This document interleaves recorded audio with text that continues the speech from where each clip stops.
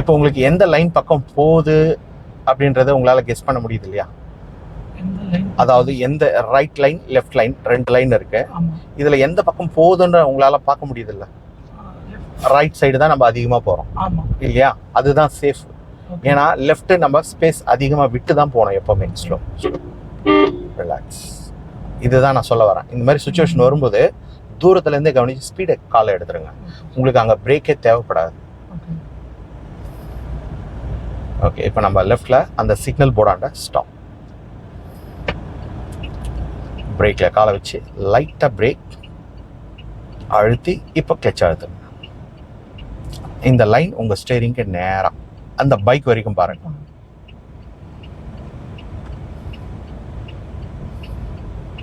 கிட்ட வரக்கூடாது பார்வை. கிட்ட வந்துச்சு டக்குன்னு ரைட்டில் போயிடும் வண்டி.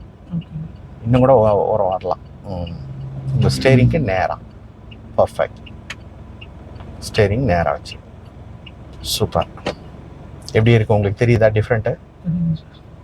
இந்த டிரைவிங் நமக்கு கண்டினியூஷன் ஆகணும்னா அட்லீஸ்ட் 1 டே விட்டு ஒரு நாள் விட்டு ஒரு நாள் அப்படியாவது கண்டினியூ பண்ணிக்கிட்டே இருக்கு. காலையில எடுங்க வண்டி. நீங்கள் எப்போ எடுத்தாலும் காலையில் வண்டி எடுத்தீங்கன்னா சூப்பராக உங்களால் ஓட்ட முடியும். ஏன்னா மைண்டு ஃப்ரெஷ்ஷாக இருக்கும், உங்களால் ஃபோக்கஸ் பண்ண முடியும். 2வது டிராஃபிக் கொஞ்சம் கம்மியாக இருக்கும். அதாவது விடிஞ்ச பிறகு ஓட்டுங்க, ஏர்லி மார்னிங் வேண்டாம். நைட் வேண்டாம். ஏன்னா நைட் நம்மளால் கவனிக்க முடியாது.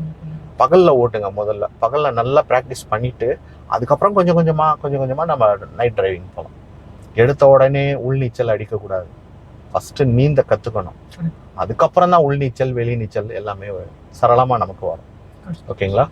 ரைட். தேங்க்ஸ் ஃபார் வாட்சிங். இந்த வீடியோ இதோட முடிச்சுக்கலாம். இதேமாரி நீங்கள் வண்டி ஓட்டணுன்னா இந்த சேனலை நீங்கள் சப்ஸ்கிரைப் பண்ணி வச்சுக்கோங்க. அடுத்த வீடியோவில் நம்ம பார்க்கலாம். பாய்.